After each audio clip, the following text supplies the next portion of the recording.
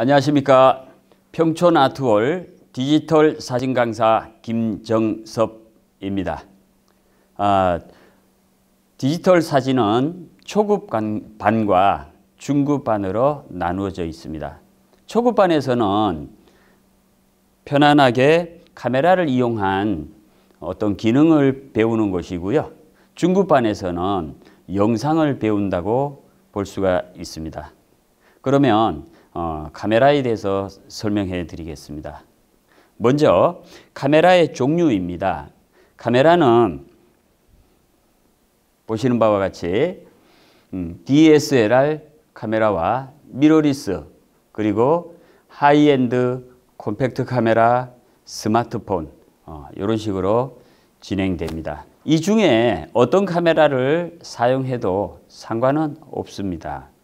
그렇지만 수동 모드, M 모드가 있는 카메라가 좋겠죠. 자, 여기에 보시면 DSLR 카메라입니다. DSLR 카메라는 대중적으로 가장 많이 사용하는 카메라고요. 장점과 단점은 있지만 이렇게 견고하다 그런 것들로 보실 수가 있고요. 렌즈는 이렇게 또 망원 렌즈나 그런 것들이 있습니다. 여기에 렌즈에 대한 기능이 있고요. 또는 이제 화각에 따른 줌 렌즈로 구성되어 있기도 합니다. 카메라는 또 다른 어떤 장비들을 많이 갖추고 있습니다. 특수하게 촬영할 수 있는 특수 플래시까지 겸비할 수가 있겠죠. 자, 그럼 우리 처음 사진 찍을 때 카메라 잡는 법부터 소개해 드리겠습니다. 카메라는 왼손으로 반드시 렌즈를 잡아줍니다. 렌즈를 잡아주고요. 오른손으로 이 카메라 끈을 말아서 고정시킵니다. 이렇게 해서 보시고 촬영을 진행합니다. 자, 촬영을 진행할 때는 반드시 반셔터와 기록까지 같이 할 수가 있습니다. 그리고 찍자마자 손을 떼지 마시고 잠시 1초 정도 기다렸다가 손을 떼어 주시면 흔들림을 방지할 수가 있습니다. 자, 렌즈의 종류입니다.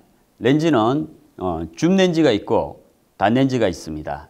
단렌즈는 가볍고 앞뒤로 이동해야 된다는 문제가 있지만 줌 렌즈는 그 자리에서 화각을 통해서 밀고 당기고 할 수가 있습니다. 광각 렌즈에 대해서 설명하겠습니다.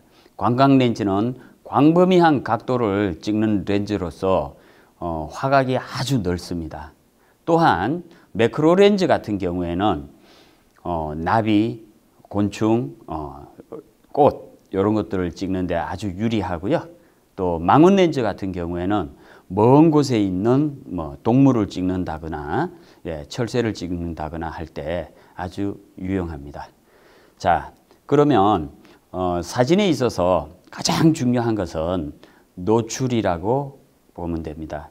노출은 여러 가지 기능이 있는데 가장 먼저 자동 모드입니다. 자동 모드에 놓고 찍으면 스스로가 노출을 측정하고 또 얼굴 인식까지 되는 그런 기능들이 많이 있습니다. 그리고 P 모드, 프로그램 모드입니다. 프로그램 모드는 노출 보정을 사용자가 스스로 밝게 하고 어둡게 할 수 있어서 아주 유용합니다. 그 다음 조리개 모드입니다. 조리개를 조이기도 하고 열기도 해서 비삭의 심도나 빛의 양을 조절할 수도 있습니다. 그 다음 셔터 모드입니다. 아마 폭포 등을 찍을 때 셔터를 조절함으로 인해서 느리게 또는 빨리 셔터가 닫히기도 합니다. 그 다음 수동 모드입니다. 수동 모드에서는 모든 것을 과거 수동 카메라처럼 작동시키는 건데 고정된 노출이라든가 아니면 작가의 생각으로 표현할 수 있는 그런 모드를 통해서 촬영 가능합니다.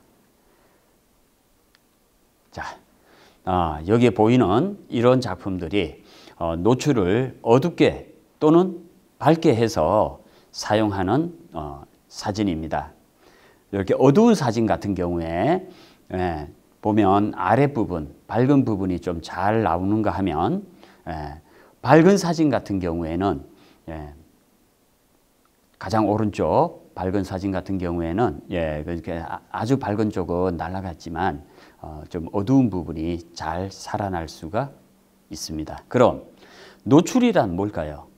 노출은 검은색부터 흰색까지 골고루 노출이 이루어지도록 촬영하는 것이 아주 좋습니다. 검은색은 빛의 반사율이라든가 이런 것들을 존 시스템에 의해서 존 1, 2, 3 어두운 영역이고요. 4, 5, 6 중간 영역이며 7, 8, 9 밝은 영역입니다. 그래서 노출의 분포에 보면 1 부위가 교회 탑이네요. 그렇게 하는가 하면 가장 가운데 5 반사율을 18% 반사할 수 있는 카메라가 가장 좋아하는 색입니다.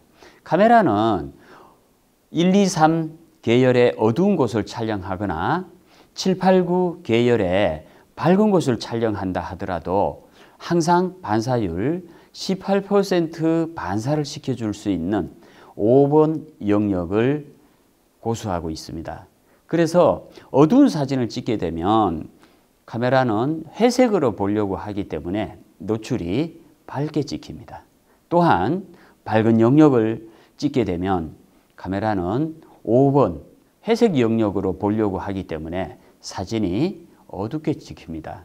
특히 신부의 대기실에서 하얀 그 신부의 의상과 예쁜 얼굴을 찍으려고 하면 그 주변에 밝기 때문에 우리가 자동으로 찍게 되면 노출이 어둡게 나올 수가 있습니다. 그럴 때는 노출 보정을 조금씩 밝게 해서 촬영하면 아주 도움이 될 것 같습니다. 자, 그러면 노출을 정확하게 맞추었다면 이제 색감의 변화를 보도록 하겠습니다. 색감은 푸른색과 붉은색의 공존입니다. 조금만 더 푸른색으로 갈 수도 있고 붉은색으로 갈 수도 있습니다. 아마 가운데 자동으로 되어 있는 사진을 찍게 되면 카메라가 알아서 자동을 만들어 주는데요. 될 수 있으면 화이트 밸런스를 조금 푸르게 해서 푸른 밤처럼 만들어 줄 수도 있고요.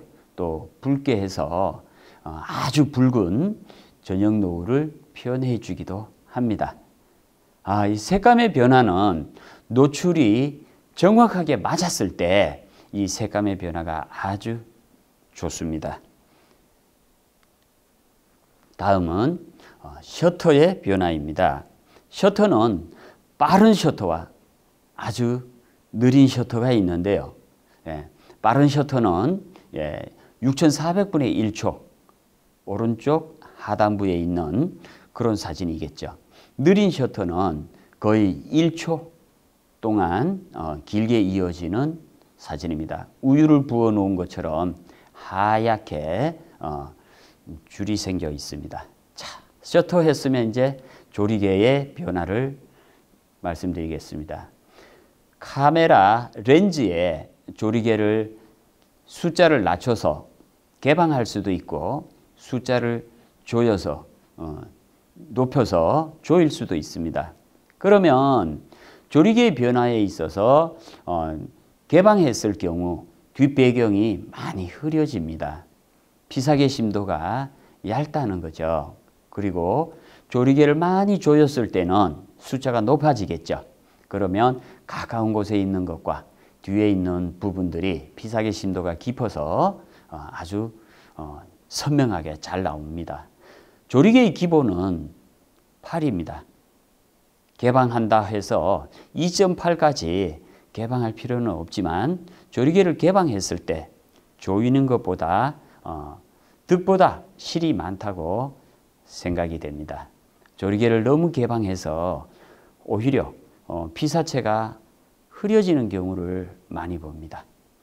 후보정이 있기 때문에 될 수 있으면 기본 8에서 열면 5.6 정도, 조이면 16 정도 이렇게 표현해 주는 것이 일반적으로 많이 사용되어지고 있습니다.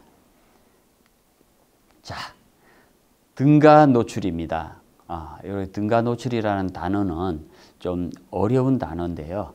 자, 우리는 이제 노출을 이해할 수 있었습니다. 노출을 밝게 하면 사진이 허옇게 나오고 노출을 어둡게 하면 진하게 나옵니다. 그런데 조리개와 셔터 이소값을 변화시켜도 노출은 변하지 않는다 해서 EV 값을 적용합니다. 자, 조리개를 기본 8에서부터 셔터 스피드는 기본 125 또는 이소값은 기본 400 정도부터 시작하시면 아주 좋습니다. 때로는 감도 이소값을 올리게 되면 노이즈가 많이 발생하는 것 아니냐 이렇게 말씀들 하시는데요. 요즘 카메라는 이소 800 넘게 올려도 그렇게 노이즈가 발생하지는 않습니다. 그만큼 디지털 세계가 많이 진보되고 발전되었기 때문입니다. 기본 400에서부터 시작해서 날씨가 아주 좋은 날은 조리개 값이 16이나 22까지 올라갈 거고요. 또는 250이나 500분의 1초까지 올라갈 거예요. 그리고 감도가 400에서 200, 100으로 떨어질 수도 있어요. 경우에 따라서는 이 감도를 아주 고감도를 해서 노이즈를 즐기는 사진들도 많이 발전되어 있었습니다. 그리고 등가 노출에서 이렇게 다양하게 조리개를 2.8 하든 셔터 스피드를 500분의 1초 하든 노출의 변화가 없는 그런 사진 도표입니다. 그래서 꼭 등가 노출은 여러 번 사용해 보시면 좋겠습니다.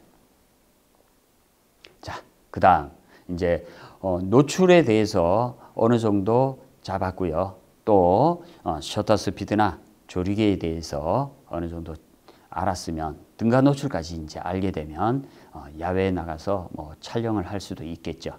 그런데 막상 사물을 대했을 때 어떻게 찍어야 좋은 사진이 나오는지 궁금해 하실 겁니다.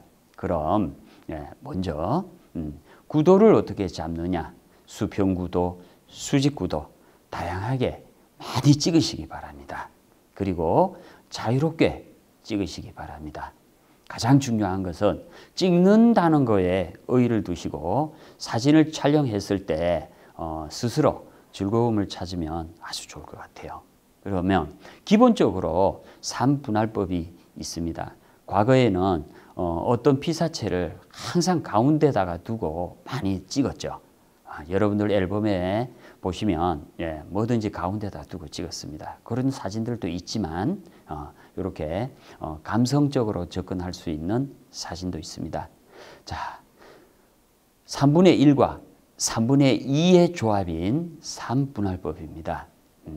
포인트는 왼쪽 위의 것을 1번 포인트라고 하면 오른쪽 위의 것을 2번 포인트라고 합니다. 그리고 왼쪽 아래를 3번 포인트, 오른쪽 아래를 4번 포인트라고 하겠습니다. 어떤 피사체를 정가운데 놓고 촬영하는 것도 괜찮지만 조금 이동해서 공간의 여백, 미의 여백을 살려주는 것도 아주 좋습니다. 자, 다음은 점, 선, 면, 체, 태, 톤, 색까지 가진데 처음에는 그냥 점선면 정도로 보면 좋을 것 같습니다. 왼쪽 위에 있는 작품입니다. 아까 3분할법의 2번 포인트에 위치합니다. 하나의 점으로 구성되어 있죠. 그 아래 사진은 선으로 연결되어져 있습니다. 포인트는 물론 2번 포인트네요. 예. 우측 아래에 있는 사진은 하얀 면으로 이루어진 사진이네요. 네. 포인트는 1번 포인트에 위치하겠네요. 이렇게 해서 점과 선과 면을 기본적으로 잡아주시면 좋을 것 같습니다. 오른쪽 상단의 사진을 보게 되면 컴포지션입니다. 먼 풍경, 중간 풍경, 가까운 풍경이 잘 공존하고 있습니다.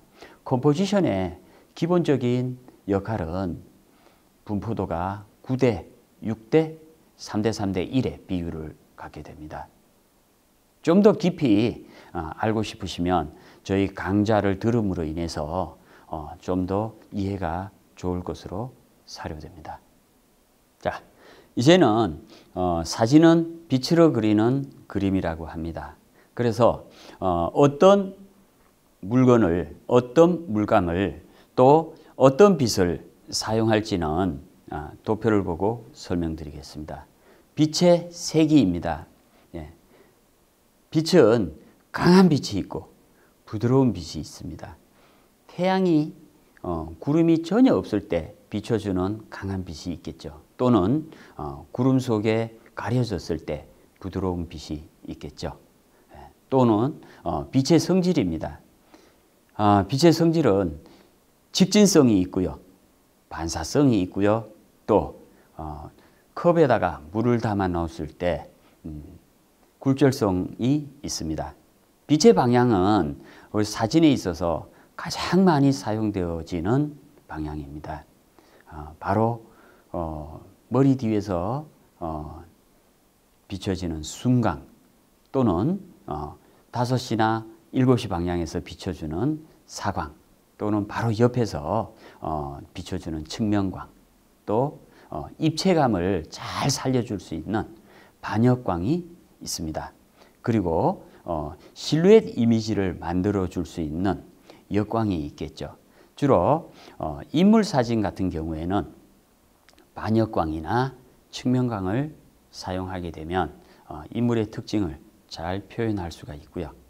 또한 풍경 사진도 반역광이나 역광 또는 측면광을 사용해 보시길 권장합니다. 또 다른 세상을 만나게 될 것 같습니다.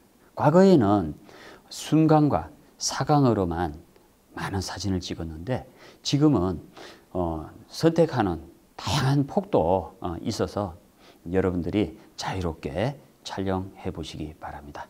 자, 그 다음 빛의 광량입니다.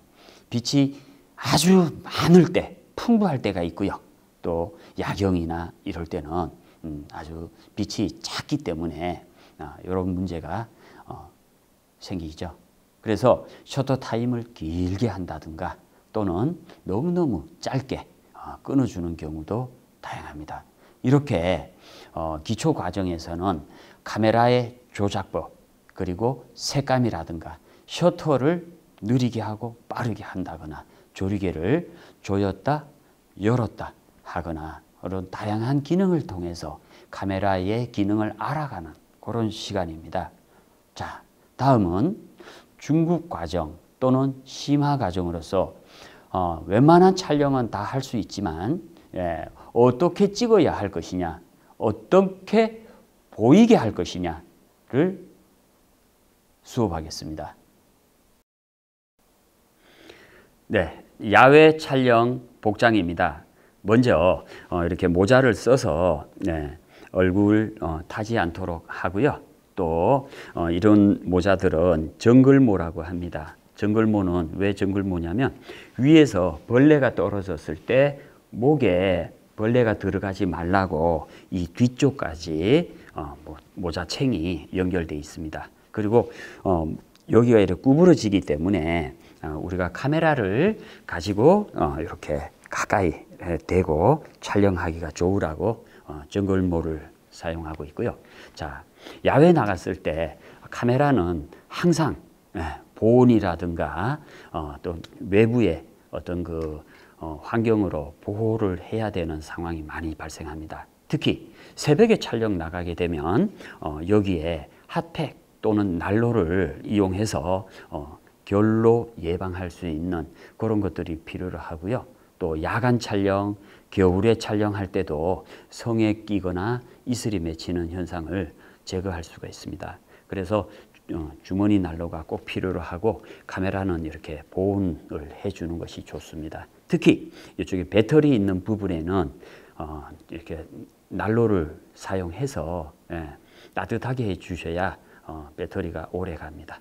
또 장갑, 이렇게 장갑을 끼므로 인해서 여름이나 겨울이나 여름에는 손에서 땀이 아주 많이 납니다. 그래서 소금 염분이 카메라에 닿았을 때 카메라에 치명적인 영향이 있고요.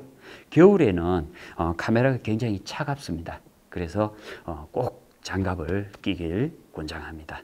그리고 복장은 이렇게 편안한 복장에 주머니가 좀 많아서 배터리나 그 외에 필터를 넣을 수도 있고요.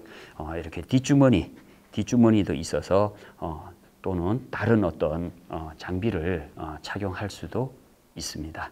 그리고 촬영할 때 항상 예비 컷으로 컬러 바란스 카드 사용하시면 나중에 후보정 할 때 아주 좋습니다. 자, 그러면 이제 야외에 나가서 어떤 방법으로 무엇을 보고 촬영을 해야 하는가? 기초 과정에서 뭐 조리개 사용법이나 셔터 사용법이나 등등 다양하게 다 배우셨을 것으로 생각됩니다. 그럼 스토리텔링이라든가 아니면 어떤 작가의 작품을 보고 영감을 얻어서 찍을 수 있는 그런 자기만의 모티브, 자기만의 어떤 컬러를 만들어내는데 필요로 하겠죠. 자, 그럼 자료를 보면서 설명드리도록 하겠습니다. 자, 사진은 단순화시킨다고 하죠. 차가운 추상과 뜨거운 추상, 차가운 추상의 대가 몬드리안의 작품은 지금 우리가 흔히 보이는 저 왼쪽 아래에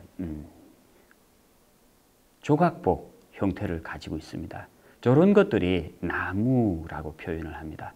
실질적으로 왼쪽 위에 있는 나무가 단순한 구조로 진행되다 보니까 이렇게 형성이 된다고 합니다. 그러면 우리가 촬영을 할 때 단순화시킬 때 어떤 것들을 어떻게 이용해야 되는지 고민해 볼 필요가 있습니다. 자, 오른쪽의 작품은 뜨거운 추상의 대가 칸딘스키의 작품입니다. 칸딘스키는 이 작품을 보게 되면 왠지 피아노 선율이 흐르는 것 같고 음악이 들리는 것 같기도 합니다. 김연아가 빙상에서 연기를 할 때 칸딘스키의 작품을 보고 이렇게 움직였다고 합니다. 그래서 사진을 찍을 때 차가운 추상과 뜨거운 추상을 같이 공유해 봐도 굉장히 좋을 것 같습니다. 자, 추상 작품의 예제입니다. 기다림이라는 전진숙 작가님의 작품인데요. 여기 보면 벽에 오래돼 가지고 이렇게 칠이 벗겨졌습니다. 그런데 저기 아이를 업고 있는 어떤 그 어린 사람과 서 있는 뭐 이렇게 해서 누구를 기다리는 것 같은 그런 느낌이 있습니다. 아마 저녁 무렵 돌아오는 부모님, 밭에서 일하고 돌아오는 부모님을 기다리고 있는 걸까요? 그런 아주 멋진 작품인 것 같아요. 또 카메라는 볼 수 없는 것도 만들 수 있습니다. 자, 이 사진은 적외선 사진입니다. 적외선 사진은 사람의 눈으로 볼 수는 없지만 카메라의 눈으로 보기도 합니다. 보면 눈이 온 것 같은 풍경이죠. 실질적으로 8월의 크리스마스라고 해서 8월 달에 녹음이 아주 짙은 날 촬영한 겁니다. 적외선을 이용한 사진입니다. 자, 여기도 적외선을 이용한 사진입니다. 왼쪽에서 대각선으로 쭉 뻗은 나무는 느릅나무입니다. 얼핏 보면 그 벚꽃이 활짝 핀 것 같은데 그렇지는 않고 6월 달에 윤건능을 촬영한 모습입니다. 그래서 적외선 사진은 사람이 보지 않는 그 또 다른 세계를 만들어 주기도 합니다. 자, 다음 작품 한번 볼까요? 네. 평촌 야경입니다. 평촌 야경인데 하늘은 새파랗고 이렇게 그 아래에 있는 불빛도 굉장히 아름답죠. 이거는 이제 매직 아워라고 해서 태양이 넘어간 그 시점에서 30분이 있으면 이런 현상이 발생합니다. 이럴 때는 좋은 카메라뿐만 아니라 스마트폰으로 가볍게 찍어도 충분히 이런 사진이 나올 수 있습니다. 자, 장노출 사진입니다. 서울역 앞에서 촬영한 건데요. 시간을 길게 줌으로 인해서 자동차의 궤적이 잘 보입니다. 지금 이렇게 조금씩 움직이고 있는 이런 사진들을 GIF라고 합니다. 그래서 그 사진 여러 장을 이렇게 움직이는 형태로 만들어 놓은 것입니다. 다음은 광성보의 별 궤적이네요. 광성보에서 촬영하기가 아주 좋습니다. 차량에서 내려서 얼마 떨어지지 않는 곳에 야간 촬영, 별 궤적 촬영을 할 수가 있습니다. 별 궤적은 여름보다는 겨울이 건조하기 때문에 별이 잘 보여서 촬영하기가 쉽습니다. 자, 요거는 한 4시간 정도 촬영한 겁니다. 자, 은하수 사진도 있죠. 조경철 천문대에 있는 은하수와 울산바위에 있는 은하수입니다. 은하수는 보통 5월 달부터 시작해서 8월 말까지 우리나라에서는 촬영이 가능합니다. 은하수는 처음에는 사람의 눈으로 보기가 힘듭니다. 사진을 장노출로 촬영했을 때 은하수가 보이는 경우가 많습니다.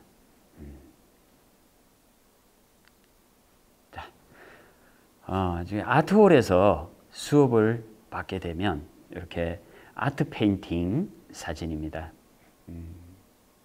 모델을 사용해서 모델을 우리 수강생분들이 다 모델이죠. 모델을 사용해서 저 뒤에 저 빛을 줄 수 있는 그런 사진입니다. 실내 촬영 이렇게 하게 되면 누구나 모델이 될 수 있고 누구나 촬영을 하실 수 있는 그런 즐거움이 있습니다. 자, 실내에서 촬영할 때 빛의 굴절에 대한 와인잔 촬영 사진입니다. 다양하게 그룹별로 고민하셔서 저렇게 좋은 사진 결과물을 발표하실 수도 있습니다. 자, 물방울 사진입니다. 물방울 사진도 모두 고민하셔서 그룹별로 다양한 어떤 물방울 형태를 가지고 촬영을 하실 수가 있습니다. 자, HDR 촬영입니다. 하이 다이나믹 레인지, 높은 개조의 사진입니다. 어두운 곳도 잘 보이게끔 하고요. 너무 밝은 곳은 조금 어둡게 만들어주는 사진입니다. 주로 노출 보정에 있어서 석장을 촬영합니다. 노출 보정 -2, 노출 보정 없이, 또 노출 보정 +2 해서 밝은 곳과 어두운 곳을 골고루 촬영해서 하나로 합치는 기능입니다. 그렇게 합해 놓으면 이런 좋은 사진이 만들어지기도 하죠. 여기에 다리가 있는 장면입니다. 여기는 안양예술공원이죠. 여러분들도 가볍게 촬영하실 수가 있어서 즐겁습니다. 이 사진은 두물머리입니다. 북한강과 남한강이 만나서 하나의 강이 흐르는 이렇게 두물머리 풍경인데요. 여기도 HDR 사진으로 표현을 한 겁니다. 자, 다중사진입니다. 다중 촬영해서 여기 이제 연꽃을 여러 컷을 한 장면에 이렇게 담은 사진입니다.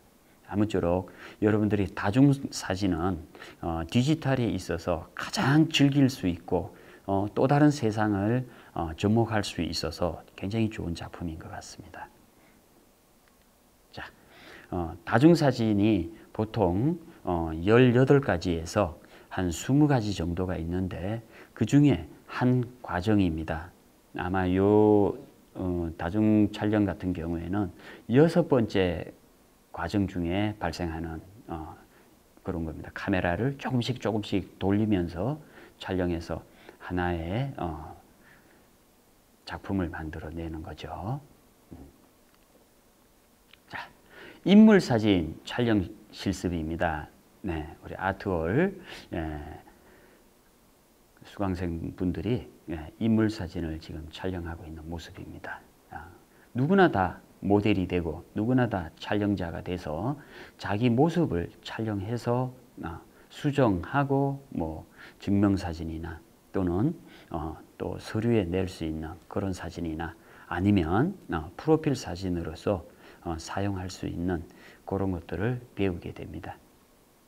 이렇게 인물사진 촬영 실습이 끝나면요, 현장에 나가서 지역 어르신들의 어떤 그 인물사진, 장수사진 이런 걸 찍어드리고 자원봉사의 역할을 하고 있습니다. 재능 기부하는 거죠. 네. 물론 지역 행사에 가셔서도 재능 기부를 하실 수가 있습니다. 축제 현장에서 촬영하기도 하고요. 또 행사장에서 누군가를 필요로 할 때 언제든지 달려가셔서 봉사를 하실 수도 있습니다.